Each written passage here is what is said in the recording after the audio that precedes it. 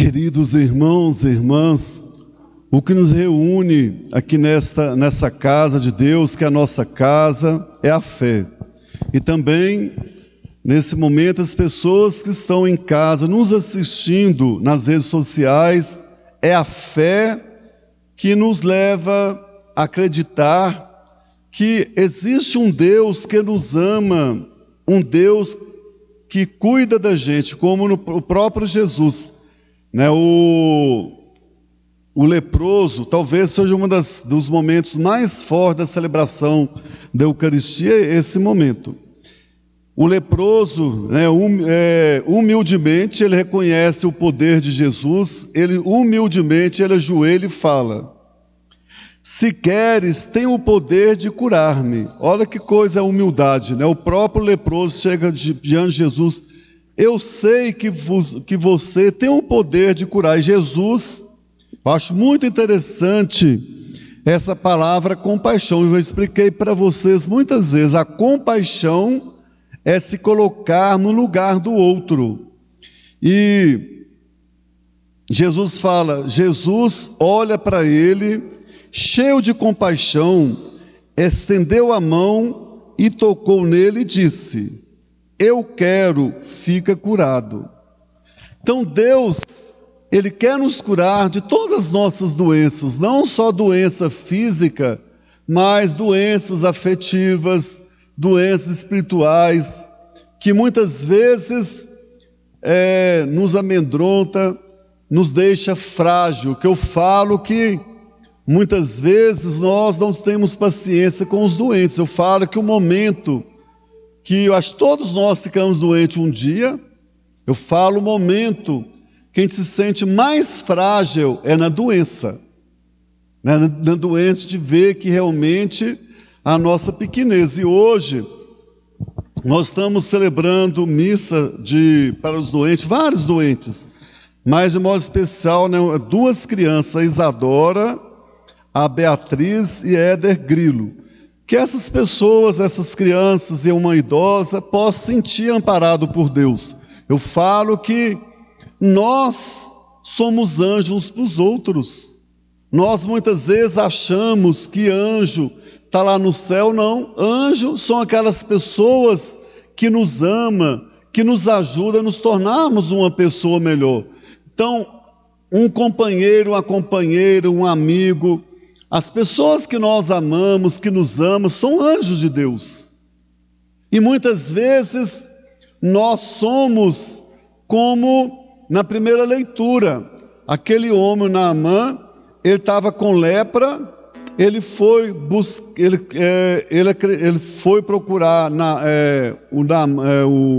o profeta e fala para o profeta: eu vim aqui para que você possa me curar. Mas ele foi pedir a cura ao profeta, ele foi, mesmo na doença, ele era arrogante. O profeta fala com ele: você vai lá no Rio Jordão, banha 7 vezes. Ele fala assim: eu saí de longe, na minha terra tem tantos rios, eu vim aqui para ser banhado no rio. Olha a arrogância daquela pessoa, e muitas vezes nós somos assim também. Aí um homem simples, que era subordinado a esse homem ele tinha um grande poder, ele fala assim: Naamã, se ele te pedisse para você uma grande coisa, você não faria? Então, se você veio aqui, o profeta falou para você banhar 7 vezes, que na Bíblia o número 7 é o número da perfeição, um número sagrado, no nome da totalidade. Ele fala assim: então obedece o profeta. E ele foi no Rio Jordão, banhou 7 vezes, e fala que a pele, nós estamos vendo crianças aqui, a pele dele ficou pura igual uma criança, porque na Bíblia a criança é pureza. O próprio Jesus: se você não tem um coração puro igual de uma criança, você não entrará no reino de Deus. Muitas vezes na nossa vida nós somos como Naamã, nós não acreditamos em Deus, nós somos arrogantes, prepotentes. Nós vemos na sociedade, tem que tomar um cuidado muito grande. Eu falo, tem um filme que vocês deveriam assistir, Orgulho e Preconceito, conta a história, o equilíbrio, eram duas irmãs, que o equilíbrio na vida é a razão e o afeto. Os dois têm que caminhar juntos. Muitas vezes nós estamos vendo na sociedade, nós somos só daqui para cima, nós somos tão racionais que nós perdemos a alegria de viver. Eu fiz 4 anos, estudei filosofia, eu gosto muito de filosofia, e no fundo eu estudei os grandes filósofos, Karl Marx, Heidegger, Sartre. A gente for lá na Grécia Antiga, Platão, Sócrates, e uma música simples de Padre Zezinho me mostrou tudo isso. Filosofia não traz felicidade. Eu fico vendo, a gente vê lá Platão, né, trabalhando o mundo das ideias. Muitas vezes nós somos tão abstratos, nós racionalizamos tudo. E muitas coisas, muitas vezes, a própria razão, ela não explica. A gente vê a ciência está perdida com esse vírus. Cada um fala uma coisa. Esse vírus está no ar, o outro fala que não. Já está tendo a mutação, a vacina não faz isso. Então a gente vê que a gente aprender que a gente está aqui para aprender realmente. E muitas vezes nós somos tão fechados. Por que eu falo as pessoas mais infelizes são as pessoas que não são flexíveis? Eu estou vendo um casal ali, eu falo, um casal que o homem não sabe ceder, a mulher não sabe ceder, não casa. Casamento não é, muitas vezes quando fala a palavra negociar, nós achamos que negociar está ligado ao financeiro. Não. Negociar, no dia a dia da nossa existência, nós temos que negociar sim. Eu fico vendo padre que não sabe negociar, questão simples. Às vezes o padre bate o pé, eu quero uma reunião esse horário. Mas será que esse horário, talvez esse horário que o padre está marcando, é bom para ele? Mas e o povo? Não, você que é casado, eu não posso olhar o que é bom só para mim, não. Eu tenho uma vida a 2, eu tenho de ver o que é melhor para mim e o melhor para o outro. 2 pessoas inteligentes, 2 pessoas têm que ceder. Tem história dos 2 burrinhos, eu gosto muito. Acho tão simples a história dos 2 burrinhos, gente, mas ela tem um ensinamento, sim, grandioso, numa história tão simples.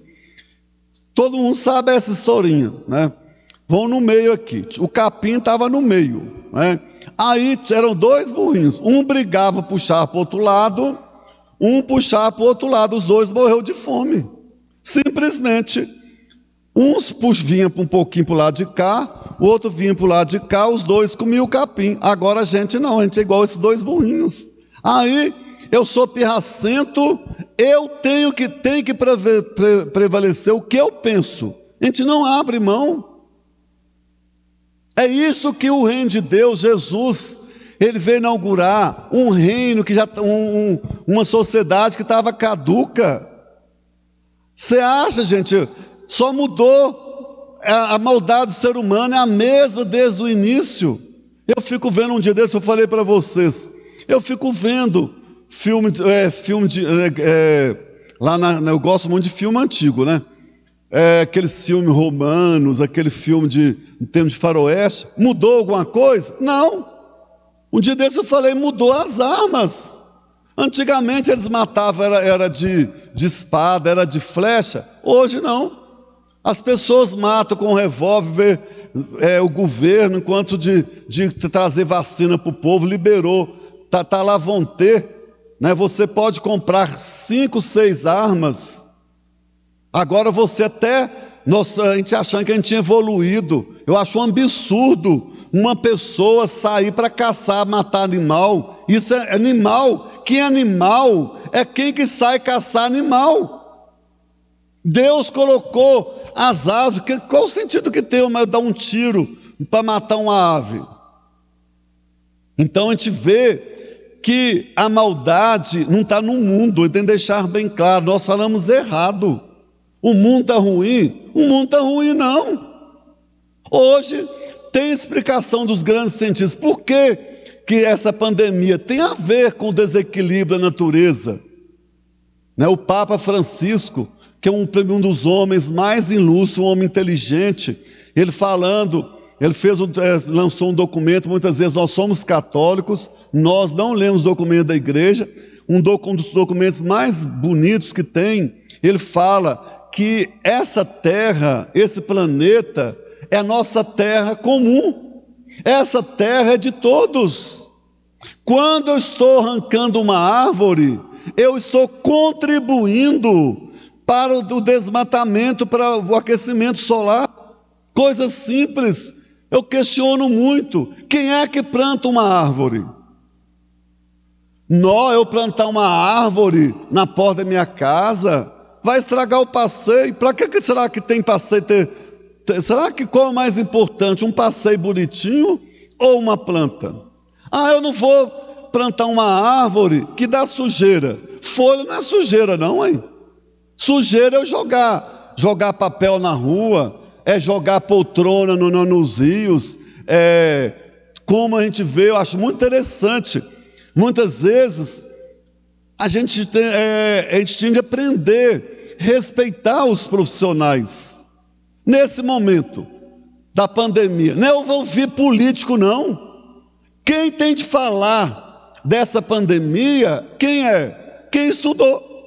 A mesma coisa. Eu acho que foi domingo passado, domingo retrasado, eu dei o exemplo que eu achei muito interessante.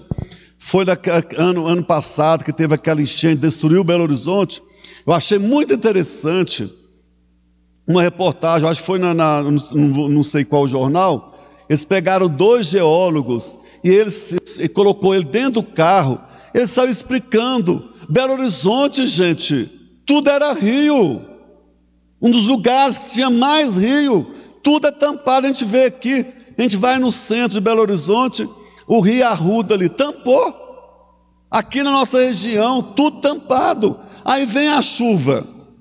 A água, ela tem seu curso. A água, ela tem o curso certo dela.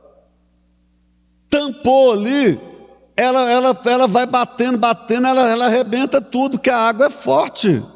Tem um ditado antigo: as pessoas perdoam às vezes, Deus perdoa sempre, a natureza nunca. Tudo que nós fazemos é a lei do retorno. Tudo que nós fazemos com a natureza volta. Eu gosto muito de olhar, né, o povo da roça. Eu acho que foi domingo passado também, eu dei esse exemplo. Eu tenho uma história aqui, que uma senhora, foi uma época que estava tendo uma enchente, ela morava perto do Rio São Francisco, lá para o lado de Jequitibá, Baldinho, e ela gostava muito de mim. A dona Elza, ela já morreu. E ela morava perto do Rio São Francisco. A água foi uma época, isso deve ter uns 10 ou mais anos, choveu tanto, o Rio São Francisco transbordou tudo, e a água quase chegou na casa dela. Não chegou por quê? Ela sabia, eles não tinham nem o 4º ano primário, mas eles sabiam. Constrói casa, às vezes você tem um vale assim, não, por que a pessoa fez a casa lá no alto? Tempo de chuva, gente, inunda tudo.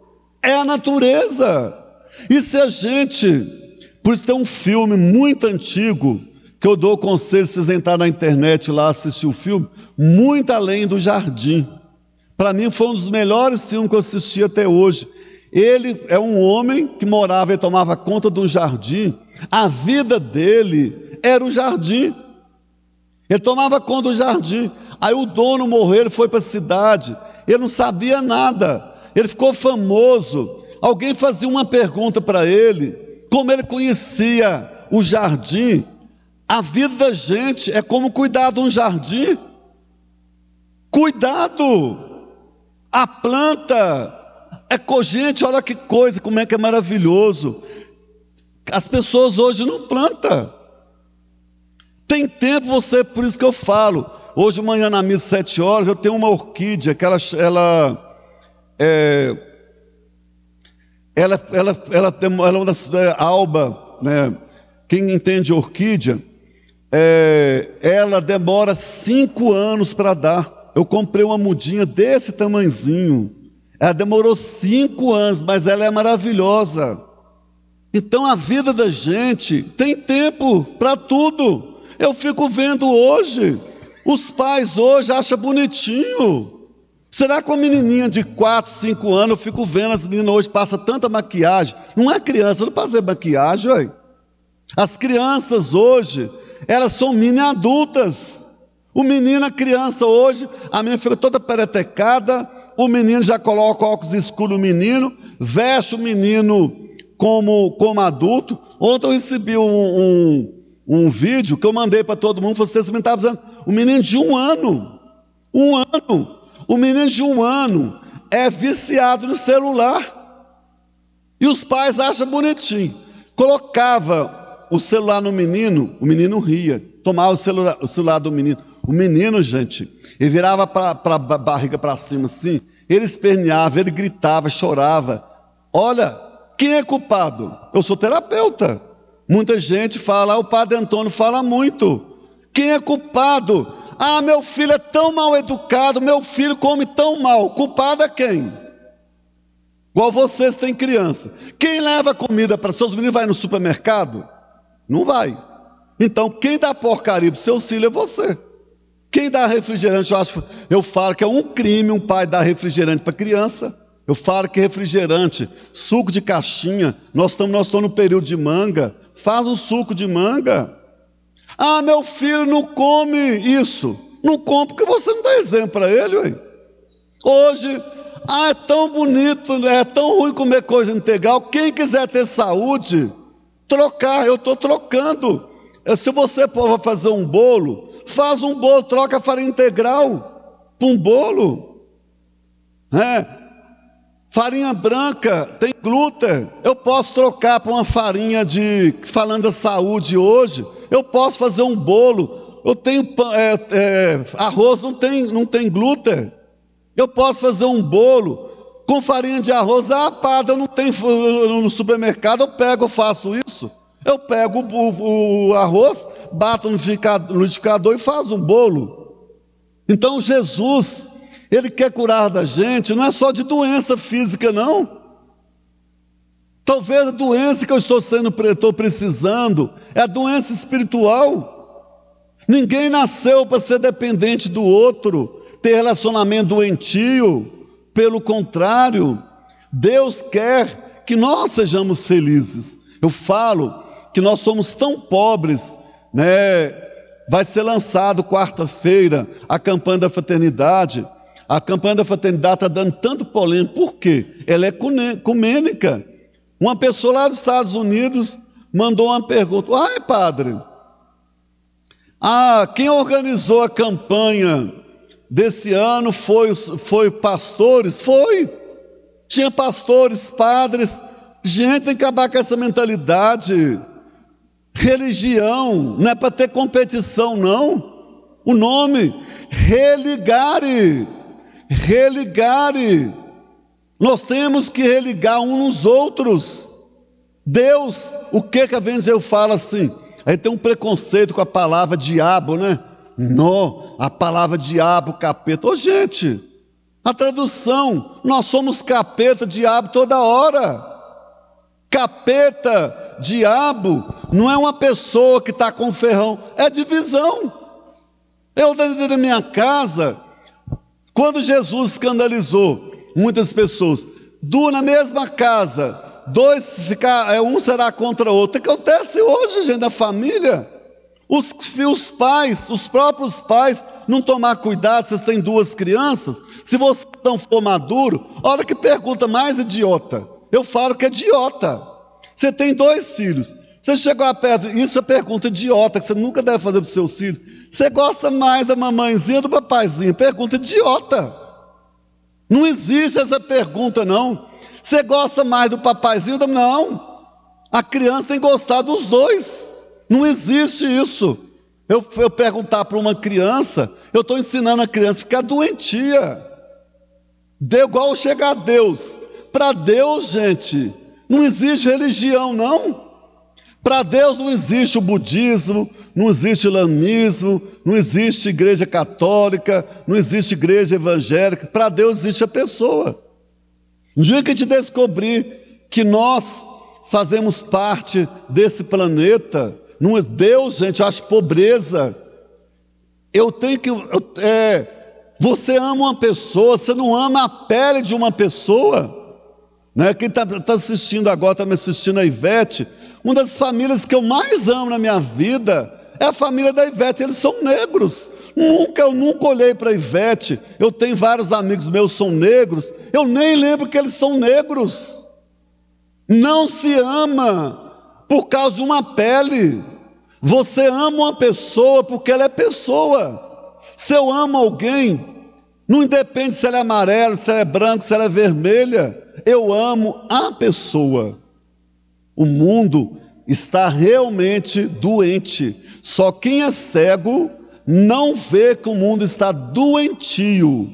Por isso que as pessoas estão nessa pandemia, tá com depressão, estresse, pobreza, gente. Eu fiquei assim tão triste. Eu estava achando que essa pandemia ia mudar as pessoas.